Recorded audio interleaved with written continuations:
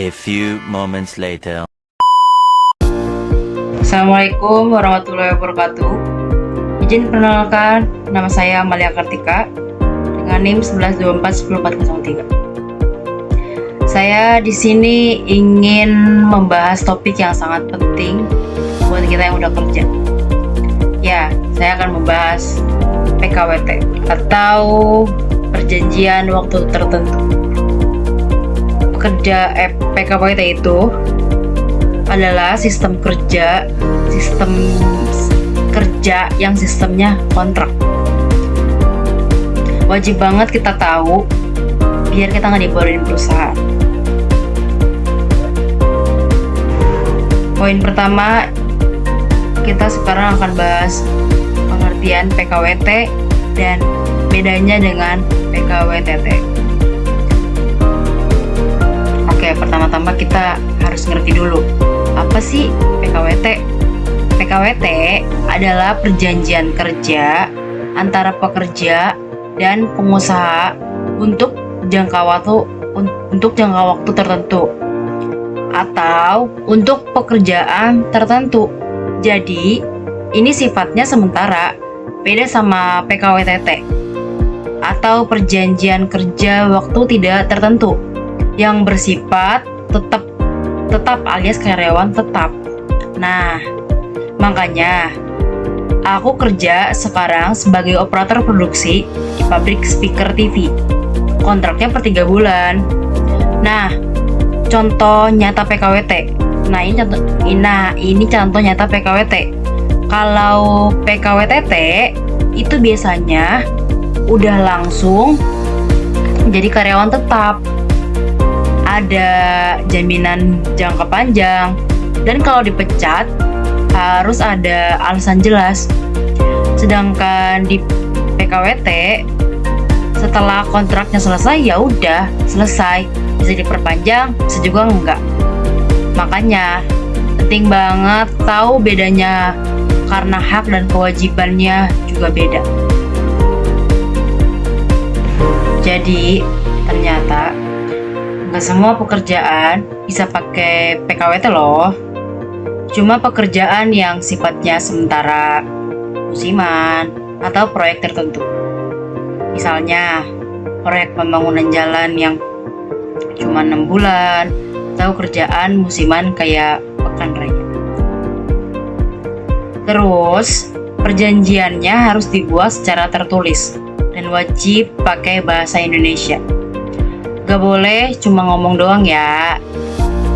Nah, yang paling penting dalam waktu maksimal 3 hari kerja, sejak mulai kerja, PKWT-nya udah harus diserahkan ke karyawan. Kalau perusahaan gak ngasih salinan tertulis dalam waktu 3 hari itu, maka otomatis berubah jadi PKWTT. Jadi, bisa jadi malah jadi karyawan tetap loh kalau perusahaan abai. Jangan lupa harus dicantumkan masa berlakunya, jenis pekerjaannya, dan hak karyawan. Sekarang kita bahas objektif atau subjektif. Nah, ini sering bikin bingung pekerjaan PKWT itu ditentukan berdasarkan sifat pekerjaannya. Artinya, objektif ya bukan karena orangnya disukai atau enggak. Jadi misalnya perusahaan bilang, "Oh, kamu belum berpengalaman, jadi dikontrak aja dulu." Itu alasan subjektif dan gak dibenarkan untuk PKWT. Yang boleh dikontrak adalah pekerjaan yang memang secara objektif sifatnya sementara. Jadi bukan pekerja yang dilihat, tapi jenis pekerjaannya.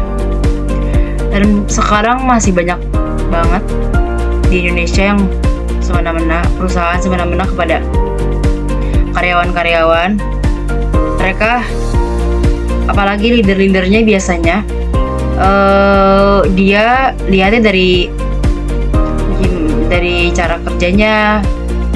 Kadang misalkan kerjanya bagus, tapi silirnya nggak suka, akhirnya dikeluarin. Padahal kerjanya bagus, attitude-nya bagus.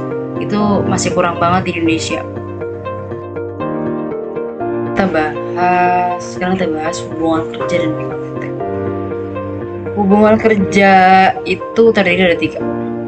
Ada pekerjaan, ada perintah atasan, dan ada gaji. PKWT adalah salah satu bentuk pekerjaan yang tidak permanen.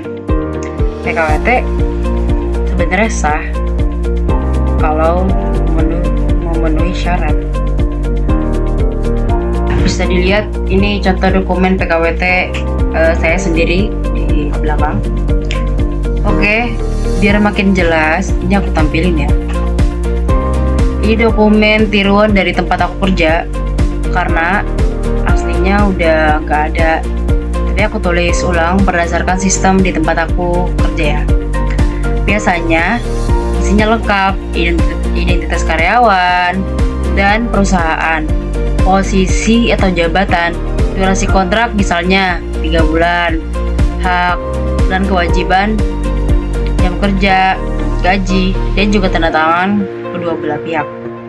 Kalau kamu juga kerja kontrak dan belum pernah baca atau terima dokumennya, wah, kamu harus mulai tanya ke HRD. Karena dokumen ini penting banget kalau nanti ada masalah. Kita sebagai pekerja punya hak untuk tahu detail kontrak itu. Kita analisis lagi ke belakang, lihat-lihat perusahaan-perusahaan Indonesia masih banyak banget yang menyalahgunakan PKWT. Kayak mereka tidak memberikan hak penuh karyawan seperti THR, gaji tidak sesuai yang ditulis di kontrak, gaji telat, BPJS, dan lain-lain. Padahal di dalam hukum itu tidak boleh, karena karyawan butuh perlindungan, transparansi, karena mereka juga punya hak di situ.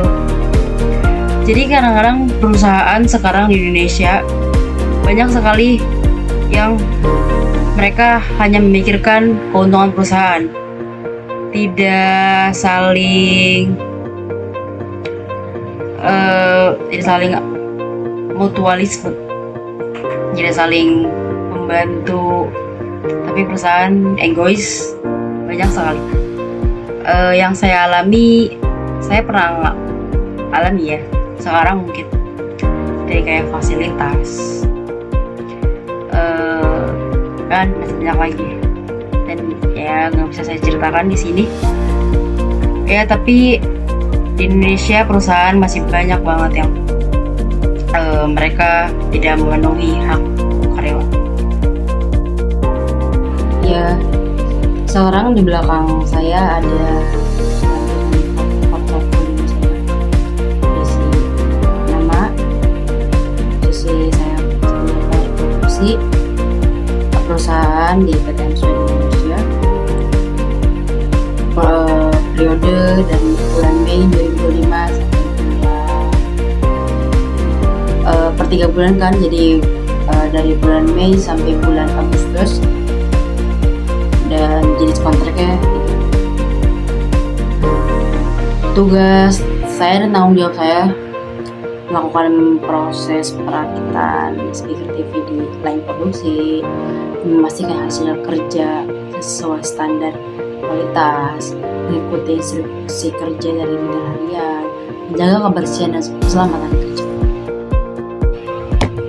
Keterampilan yang saya pelajari: disiplin waktu dan kerja tim, ketelitian dalam produksi, pemahaman dasar tentang sistem kerja kontrak PKWT.